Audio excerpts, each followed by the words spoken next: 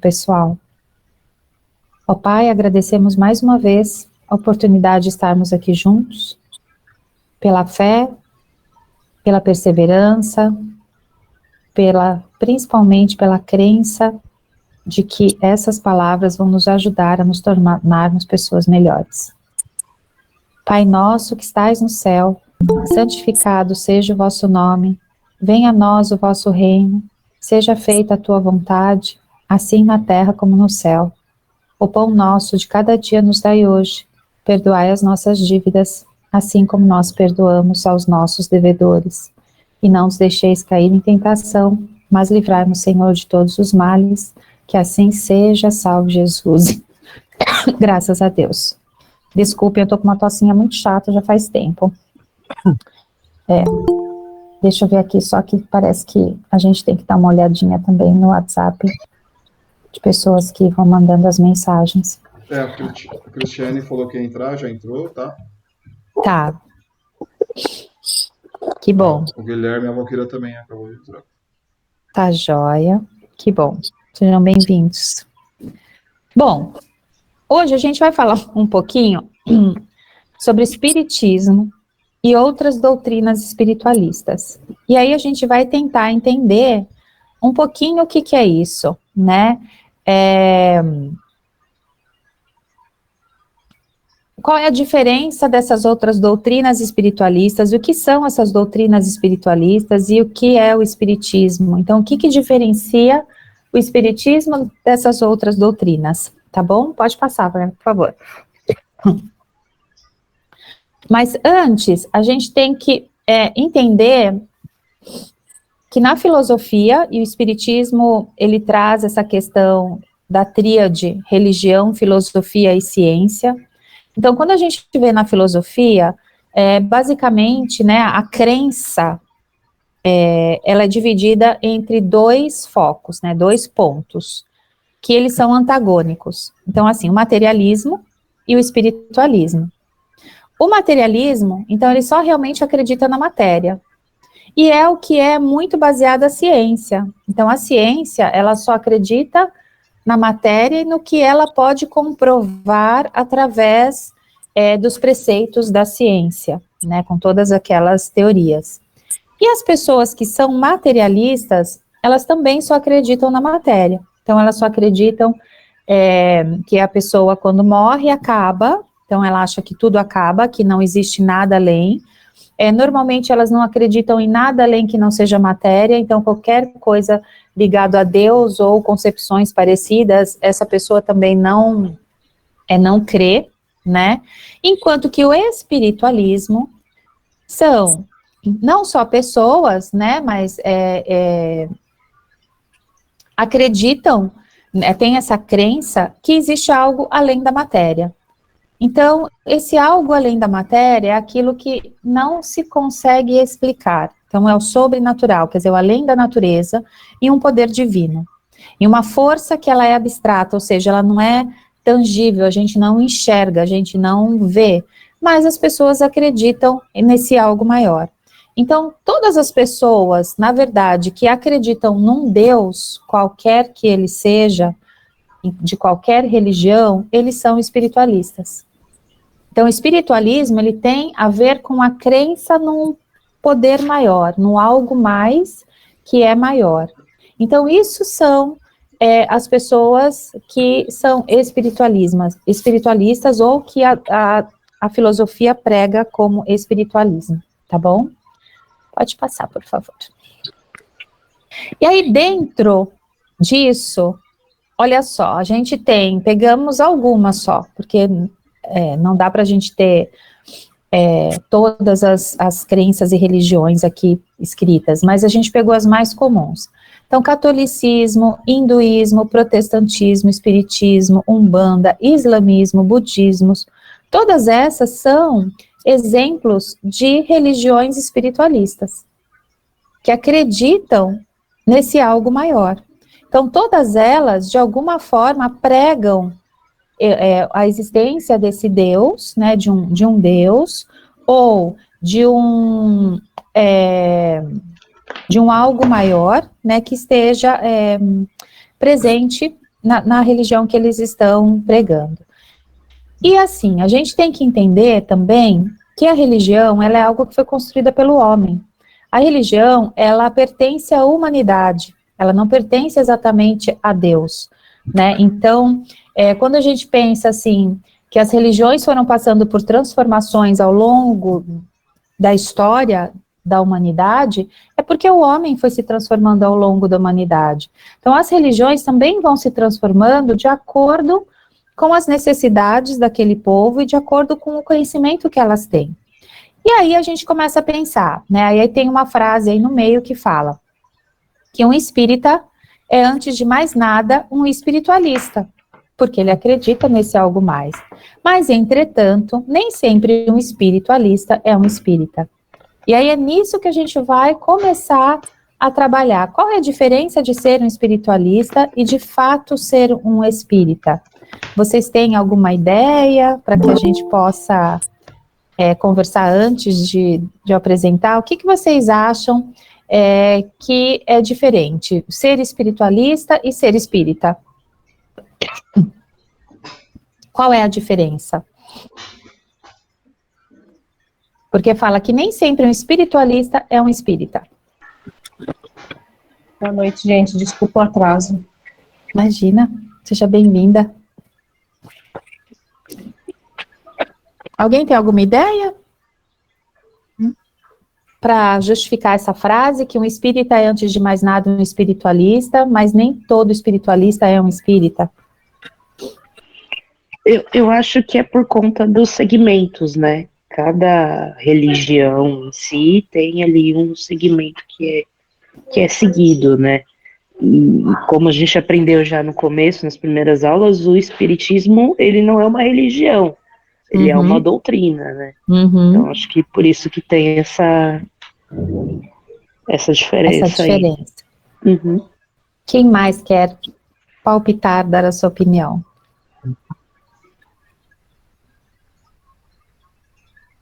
Eu acho que talvez o espiritualista é uma pessoa que crê na reencarnação. Eu acho que o contrário, talvez, porque nem todo espiritualista acredita na reencarnação. Por exemplo, o catolicismo não acredita, nem o protestantismo acredita na reencarnação, que a gente reencarna. Sim. Né? Então, talvez o contrário, que os espíritas acreditam na reencarnação, enquanto que os espiritualistas acreditam só nessa força maior. Tá. Já é uma dica. Mais alguma coisa que vocês gostariam de falar? Não? Então vamos seguir, Wagner. Vamos começar a entender o que é isso, então. Pode passar, por favor. Aí sim, então vamos começar a entender, né? Então, retomando, o materialismo. Então, é uma filosofia que leva em consideração a preponderância da matéria sobre o espírito, ou seja, para ele só existe matéria. A inexistência de alguma coisa a mais que a matéria, então é nisso que eles acreditam, que não tem nada além da matéria. Já o espiritualismo admite a existência no homem de um elemento chamado espírito ou alma, que continua a existir depois da morte. Então, eles começam a entender que tem o corpo e o espírito, que na maioria das outras religiões eles chamam de alma. Então, mesmo no catolicismo fala, e no protestantismo, né, que fala que você tem a sua alma, e acreditam nesse espírito. Já o espiritismo, ele também trabalha com um sistema que a gente fala de triduo, além de outras coisas que a gente vai ver ao longo da aula. Então, que ele tem o corpo e a alma, mas tem um outro elemento que é o perispírito. Então, o perispírito, por exemplo, a gente não escuta nenhuma citação em nenhuma dessas outras religiões, que você tem um perispírito, e a gente vai entender o que é esse perispírito também. Em aulas futuras, nós teremos só aula específica sobre isso, para a gente entender o que é esse perispírito. Mas, basicamente, de uma forma assim bem resumida, a gente pode falar que o perispírito é como se fosse um elo de ligação entre o seu corpo físico e o espiritual. Então, é como se ele fosse uma camada, a gente pensando que nós somos em várias camadas, é como se fosse uma camada que está à volta do nosso corpo físico e que faz essa ligação com o nosso espírito. E mais para frente a gente vai entender como que é feito isso, como que é feita essas trocas energéticas, essas trocas magnéticas, como que esse perispírito atua nessa ligação entre o espírito e o corpo, tá? Então, no espiritismo também tem a questão da reencarnação. Então, é uma das doutrinas que acreditam na reencarnação. O budismo também acredita, o hinduísmo também acredita na reencarnação, mas de outras formas. Por exemplo, para os hindus, a gente pode reencarnar como animais, por exemplo. Então, você pode, em uma outra vida, ser uma formiga, por isso que eles não matam nenhuma formiga, eles não matam nenhum animal, porque eles acreditam que aquele animal pode ter sido o seu pai, a sua mãe, enfim, em outras encarnações. E aí, cada um vai fazendo as suas vertentes diferentes. Pode passar, Wagner, por favor. Aí, então, o espiritualismo é o oposto do materialismo, e qualquer um que acredite ter em si algo além da matéria é espiritualista. Para designar a crença nos espíritos e assim evitar equívocos futuros, Kardec usou as palavras espírita e espiritismo. Então, ele escolheu essas palavras diferentes, lógico que sob orientação dos espíritos, para que a doutrina nova que estava sendo apresentada não se confundisse com as outras também espiritualistas. Então, ele resolveu que a gente põe entre aspas, utilizar essas palavras espírita e espiritismo justamente para diferenciar de todo o restante, tá? Então, a doutrina espírita ou espiritismo tem por princípio a relação do mundo material com os espíritos ou seres do mundo invisível. Então, também acreditam nessa relação, ou seja, não é que quando as pessoas desencarnam, ou que as outras pessoas acreditam quando elas morrem, que elas vão, né, para ficar ao lado de Deus, né, então, por exemplo, eu que tenho origem católica, que eu tenho mais referências católicas, então que você vai para o céu, né, ou você vai para o purgatório, enfim, mas que eles não acreditam nesta relação que depois os espíritos, por exemplo, podem conversar ou intervir na vida de quem está encarnado. Então, é como se partiu para outro plano, não volta mais, tá? E aí, a doutrina vai começar a mostrar que existe total relação e interdependência entre o plano espiritual e o plano material. Isso acontece o tempo todo. E aí os adeptos do espiritismo são chamados de espíritas. Pode passar. Assim, o espiritismo não tem como prática rituais, uso de incensos, imagens ou objetos materiais.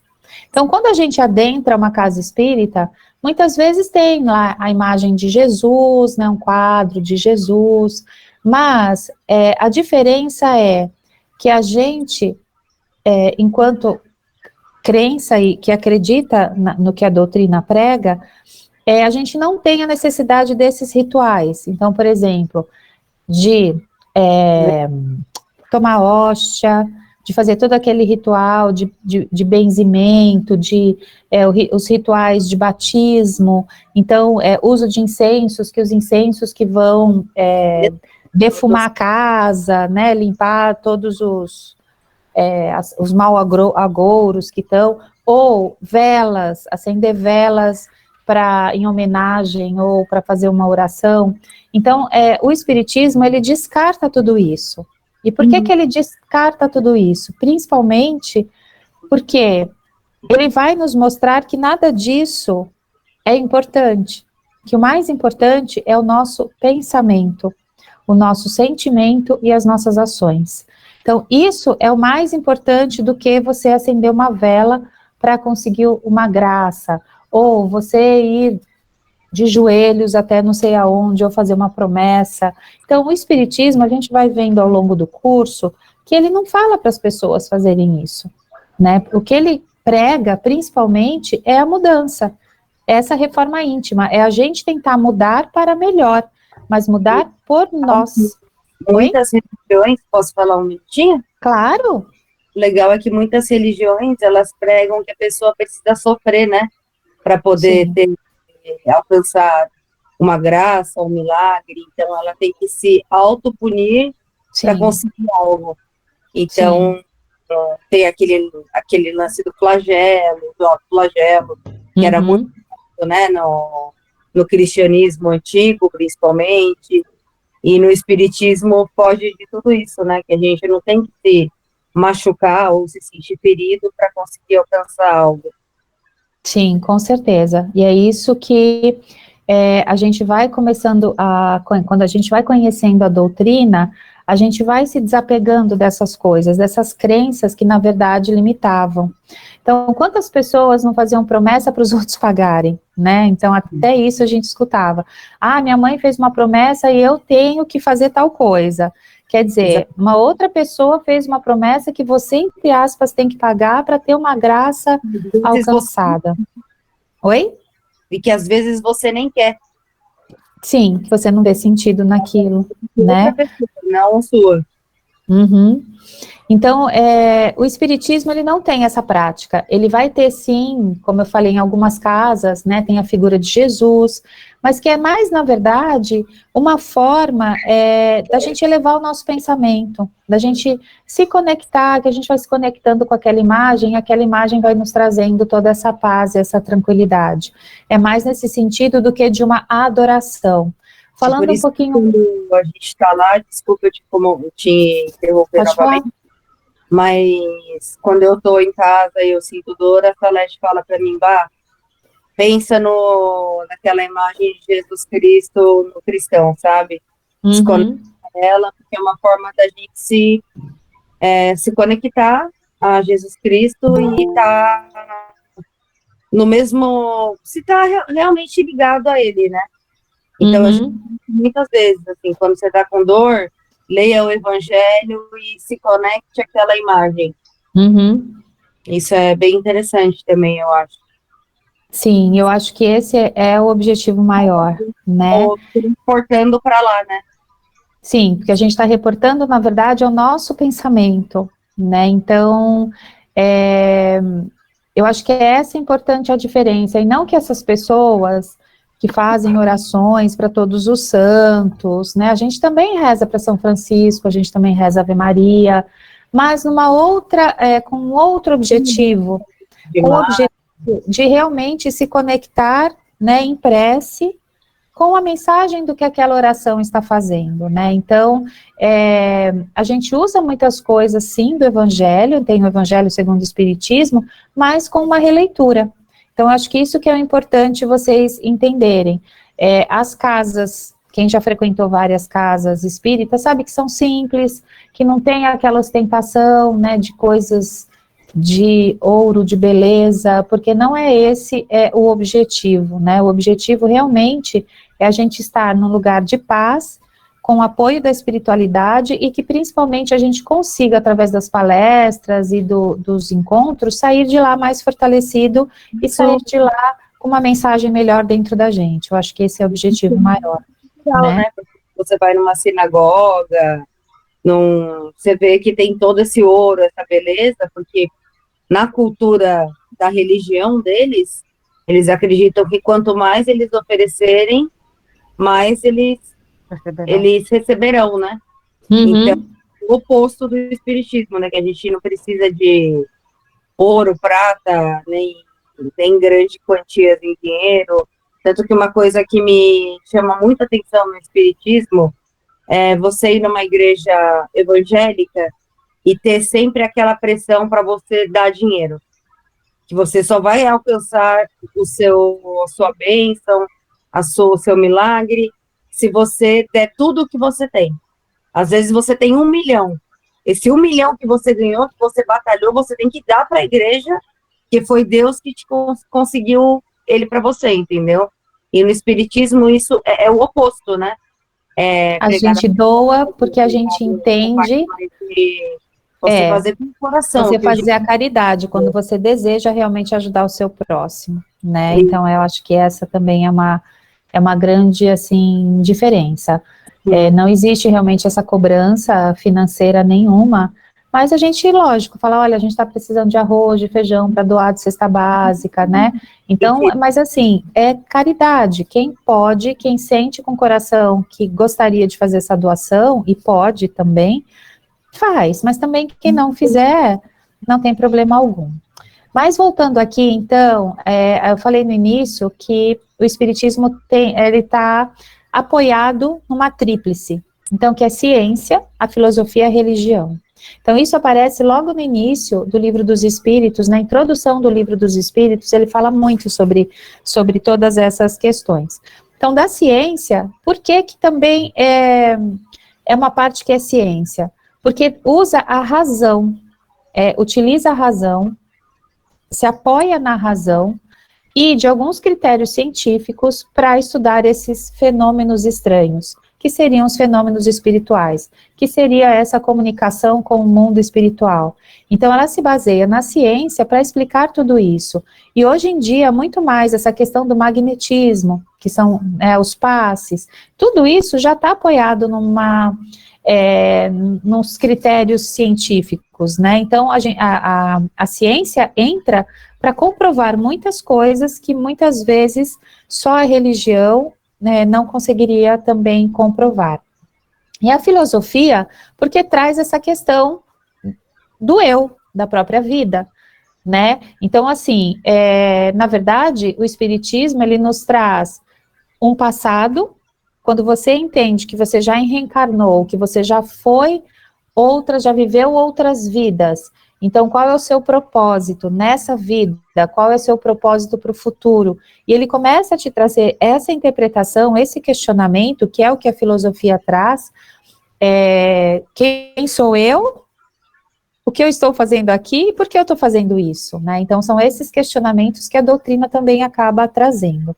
E a religião, que traz a questão da moralidade, então, principalmente dos ensinamentos de Jesus. Então, quando a gente vê e começa a ler o Evangelho segundo o Espiritismo, são os passos de Jesus. Então, o que Jesus, enquanto esteve conosco, como encarnado, quais foram as mensagens dele? Então, nesse sentido que tem um pouco da religião. Só que se a gente for pensar a palavra religião, ela vem da etimologia de religar. E religar o quê? Nós com Deus, com essa instância maior. Então, é o nosso religamento com isso. Então, quando a gente pensa em religião, dentro dessa doutrina, é a gente pensar nesse religar. Eu me religar aos preceitos do que Jesus estava nos ensinando, a questão, né, os princípios básicos, amor ao próximo, amar a Deus como a ti mesmo. Então, são coisas que a gente também vai discutindo ao longo do curso para entender o que é tudo isso, tá bom? Pode passar, Paty. Então, ser espírita. Pedir aqui para isso, fechar o microfone quando vocês não quiserem falar, tá bom? Então, ser espírita. Reconhece-se o verdadeiro espírita pela sua transformação moral e pelos esforços que faz para domar suas más inclinações. Acho que a Bárbara deixou ligado o microfone. Eu fechei o microfone. Só um minutinho, desculpa. Imagina, é só para não dar o eco, obrigada. Então, o que é ser espírita, né, e não ser um espiritualista? Então, como a gente reconhece um verdadeiro espírita? É pela sua transformação, pelo esforço que ele faz para domar essas suas más inclinações. Então, ser espírita não é ser perfeito. Ser espírita não é você fazer tudo corretamente, não. É o contrário, é ter consciência de que você é um ser em evolução, de que você é um espírito em evolução, e pelo esforço que você faz para conseguir a sua transformação moral. Tá? E aí, baseando nisso, no que é ser espírita, a gente vê aqui uma engrenagem que todas as peças, para essa máquina funcionar, elas precisam estarem juntas, né? Então, é a questão da moral. Então, eu preciso dessa parte do meu desenvolvimento moral, mas eu também preciso, como ela é apoiada na ciência e na razão, eu preciso também do conhecimento. Então, o que vocês estão fazendo aqui no curso é desenvolver esse conhecimento. O desenvolvimento o conhecimento em relação ao próprio espiritismo, mas principalmente o conhecimento, o autoconhecimento. O que vocês estão conhecendo de si mesmos e que o curso ao longo, né, do curso vai trazendo esses questionamentos. E não adianta eu ter conhecimento, não adianta eu ter uma moral, se eu não trouxer isso para o trabalho, se eu não trouxer isso para as minhas mãos, se eu não transformar isso numa ação. Então, de nada adianta eu ter muito conhecimento, ter uma moral elevada, se eu não uso essas duas engrenagens para o trabalho, então para a ação. Então, essas três coisas, elas têm que estar muito bem alinhadas para que eu consiga realmente ter essa transformação que o Espiritismo quer, que ele prega. Porque é através do trabalho que a gente vai testar o nosso conhecimento e a nossa moral, é através das nossas ações. Tá bom? Aí, pensando ainda sobre... hoje a gente está vendo várias bases do Espiritismo, tá? Então, outra questão que o Espiritismo traz como base, então, é a fé raciocinada, o livre-arbítrio e o ser cristão. Então, a fé raciocinada tem a ver, como ele é baseado na razão, quando a gente fala de fé raciocinada, é que eu tenho que ter uma crença, eu tenho que ter uma fé, mas que tem que passar pelo crivo da minha razão, pelo crivo da minha inteligência.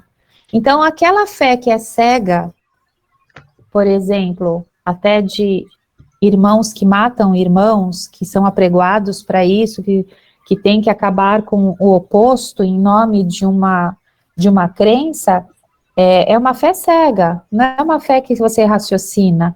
Então, por exemplo, antigamente, quando existiam até o tempo das cruzadas, né, os soldados lá, os guerreiros, eles iam para as igrejas para serem abençoadas as suas espadas, porque eles iam sair para matar quem não fosse cristão. Então, são coisas que hoje, que naquela época era uma crença deles, e que hoje a gente percebe que não tem razão de ser. Então, como em nome de uma fé, você prejudica o próximo, né? Ou você se prejudica. Então, a fé raciocinada é algo que o Espiritismo sempre prega, que a gente tem que pensar em tudo que nos é dito, mesmo no Espiritismo, o que faz sentido para a gente, o que não faz sentido. Livre-arbítrio, que você tem a escolha. Só que a escolha implica em responsabilidade. Então, não existe isso de que eu não sou o responsável. Eu sou livre. Eu sou livre para escolher se eu quero praticar o bem, se eu quero praticar o mal, se eu quero escolher o A, se eu quero escolher o B. Isso é o livre-arbítrio. Só que, dentro do livre-arbítrio, tem outras regras que estão implícitas nele, como a gente fala de causa e consequência. Então, se eu trabalho com a responsabilidade, e eu sei que eu causei algo, tanto positivo quanto ou negativo, eu vou ter uma consequência daquilo. Então, se eu fizer algo bom, eu vou ter uma consequência boa. Se eu fizer algo ruim, em algum momento, isso vai voltar para mim. Então, essa é a questão do livre-arbítrio. E do ser cristão. Então, ser cristão nada mais é do que você seguir os ensinamentos de Cristo. E que estão todos muito bem explicados no Evangelho segundo o Espiritismo. Que é o que também, ao longo do curso, a gente sempre vai ter, na parte B, uma passagem. Então, uma passagem do Evangelho que vai ter relação com a aula que foi dada naquele dia. Então, a gente também vai estar trabalhando um pouquinho disso do ser cristão. Tá bom? Pode passar, Wagner. Olha.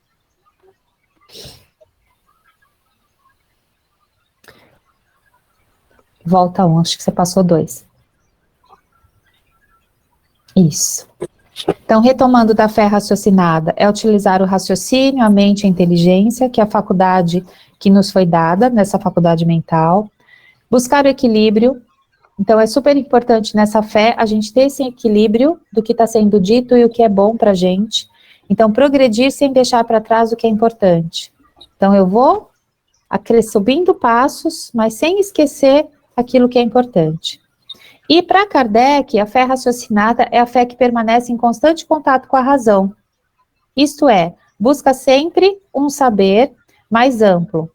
argumenta e se questiona. Para isso, a fé espírita há de ser permanentemente reconstruída no diálogo com os diversos saberes. Pode falar, Bárbara. Gente, eu não vou conseguir terminar de ver a aula porque eu tô com bastante dor por conta da cirurgia. E para melhorar hoje ainda eu sofri uma queda e abri um ponto, sabe? Nossa. Então eu tô ouvindo, eu tô do lado da minha mãe, eu tô ouvindo tudo que tá acontecendo, mas eu vou ficar deitada, tá? Tá bom, Bárbara. Aí Estimo as semana que vem eu tô melhoras pra presente, você. se Deus quiser. Sim, fica à vontade. E essa Boa aula tá aula pra gravada, vocês, mesmo tchau. se você quiser dormir, descansar, essa aula vai estar gravada, tá bom? Tá ótimo. Depois Obrigada. a gente Fique com faz uma Deus, oração tchau. para você. Então, voltando aqui do Kardec, ele fala que essa fé ela tem que ser constantemente reconstruída, né? O que é isso, reconstruída? Porque a partir do momento que nós estamos em constante evolução, a nossa visão sobre a fé ela também vai se alterando, a nossa visão sobre o que é o espiritismo, ela vai se alterando, ela vai se modificando, ela vai se aprofundando. Então, ela tem que ser reconstruída nesse sentido, de guardar também, como ele falou, o que é importante, sem deixar para trás o que é importante e evoluir. Pronto, Wagner. Aí do livre-arbítrio, né? Do livre-arbítrio, o que ele fala? Que o futuro nosso é construído todos os dias. Então, não há sorte ou azar, e não há predestinação. Então, o meu destino é ser assim, porque o meu destino aconteceu tal coisa. Não. Na verdade, quando a gente fala do livre-arbítrio, é que as nossas escolhas impactarão não só a nossa vida presente, como a nossa vida futura. Então, não tem sorte ou azar. Eu vou colher aquilo que eu plantei em algum momento, em alguma encarnação. Se não for nessa, pode ser na outra. Se não for na outra, pode ser na outra. Mas em algum momento isso vai acontecer. Então, assim, não tem azar. Na verdade, existe um resgate de questões ainda que eu preciso aprender. Evolução. Então, o livre-arbítrio, ele traz essa evolução. É uma característica indissociável do ser inteligente, e o espírito adquire conhecimentos novos através das experiências, vivências e convivências acumuladas. Então, é isso que ele vai trazendo, que eu acabei de falar para vocês. É através disso que nós evoluímos. Então, muitas vezes, nós repetimos padrões, hábitos, e eles continuam acontecendo na nossa vida porque a gente não aprendeu. Então, eu brinco que é igual criança.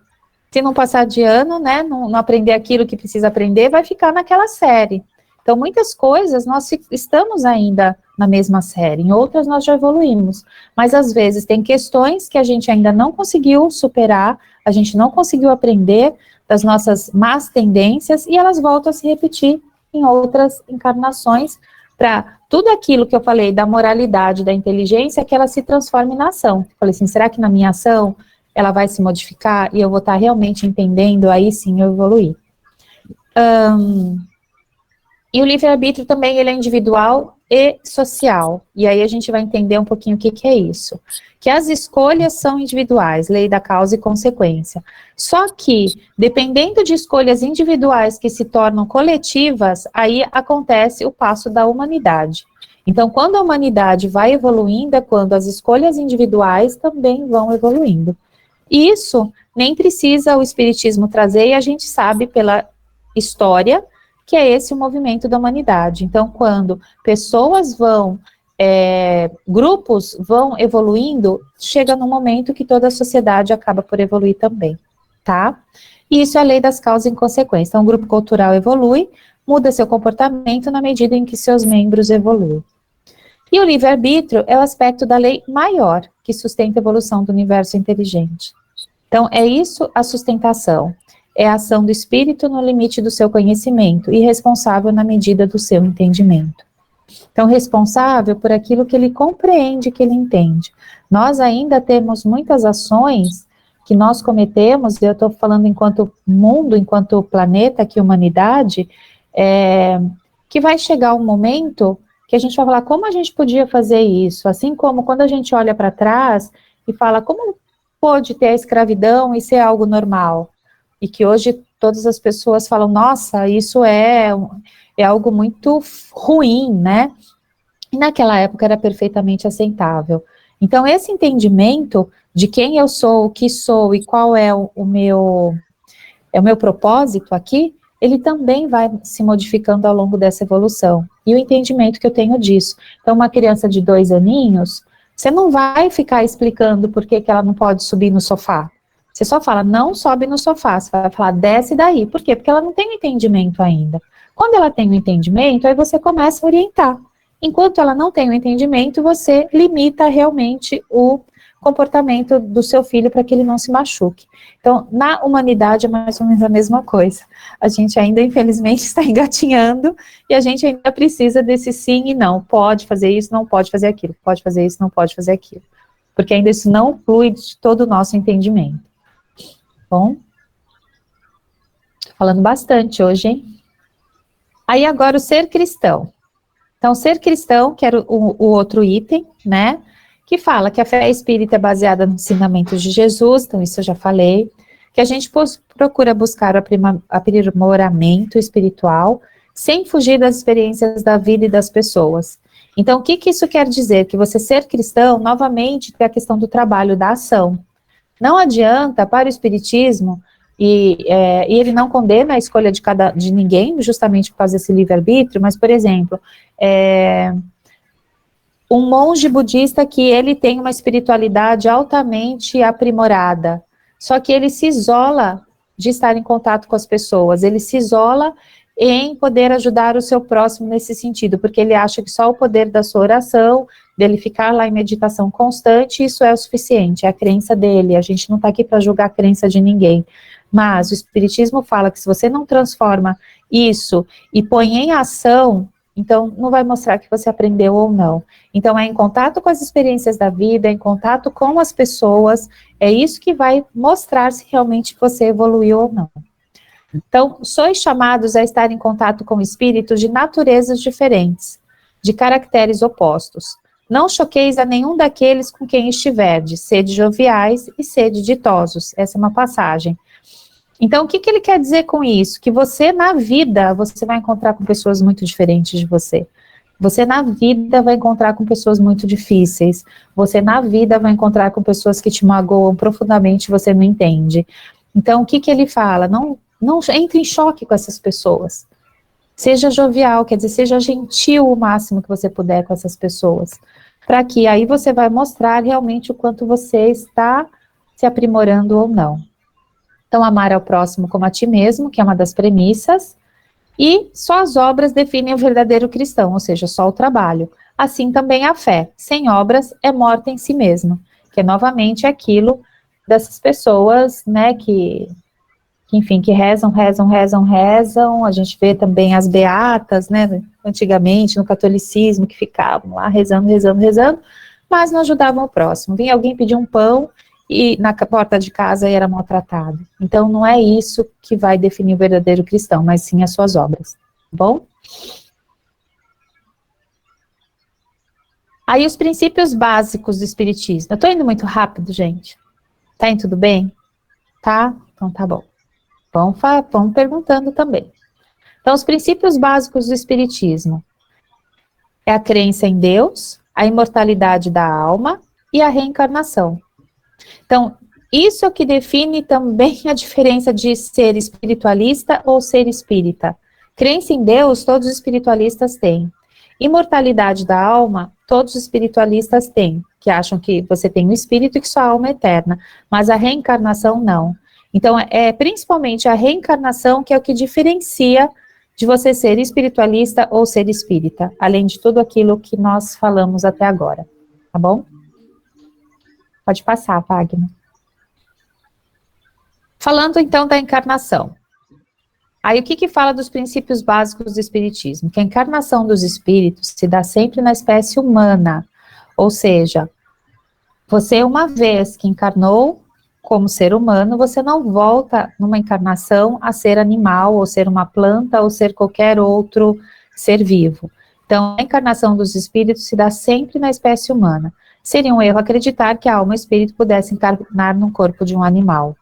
E pela reencarnação nas sucessivas existências, mediante os seus esforços e desejos de melhoria no caminho do progresso, o homem avança sempre e alcança a perfeição, que é a sua destinação final. Ou seja, a cada encarnação, nós somos melhores do que ontem, né? Então, a gente nunca volta para trás. A gente pode, às vezes, estar meio estacionado ou ter passinhos de formiga, mas a gente nunca regride. Então, numa encarnação, a gente nunca regride. Mas é colocado, sim, provas para a gente ao longo dessa encarnação para que a gente progrida. São os ensinamentos que a gente vai ter que ter para evoluir.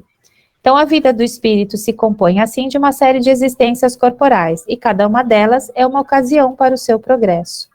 Então, aí, o espiritismo acredita nessa pluralidade de mundos habitados, ou seja, não existe só o planeta Terra, e em volta da crosta terrestre do nosso planeta existem outros mundos que estão habitados ao longo da nossa crosta, que são os mundos espirituais, e ele acredita também na comunicabilidade dos espíritos.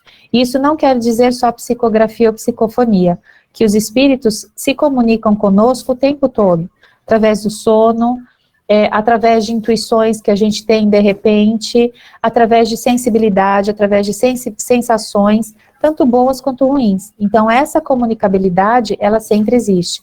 Os espíritos, sim, eles nos influenciam, assim como nós também influenciamos a eles. É de mão dupla, tá bom? Aí o marco fundamental da codificação, então foi o Livro dos Espíritos, que foi o primeiro, que eu falei nas obras básicas, né, que foi feito pelo educador francês Hippolyte Léon Denisard de Rivail, mas todo mundo conhecia ele como Allan Kardec. Ele era o pseudônimo dele na autoria. Então essa obra é Alicerce do Espiritismo e foi lançada por Kardec após seus estudos sobre os fenômenos, que segundo muitos pesquisadores da época, possuem origens mediúnicas, e estavam difundidos por toda a Europa durante o século XIX. Então, isso é um pouquinho da retomada da primeira aula. Apresenta-se na forma de perguntas e respostas, e a primeira edição tem a data de 1857, e continha só, entre aspas, 501 perguntas. E no mesmo ano foi revisando, totalizando 1.019 perguntas. Tá? Então, foi o primeiro dessa série de 5 livros que a gente já falou também na primeira aula.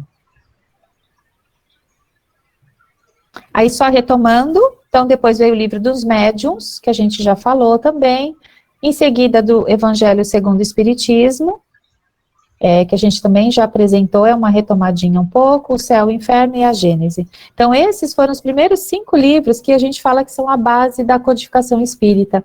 Então lá ele praticamente explica o que é o mundo espiritual, e ele traz para a gente todas essas informações básicas sobre o Espiritismo.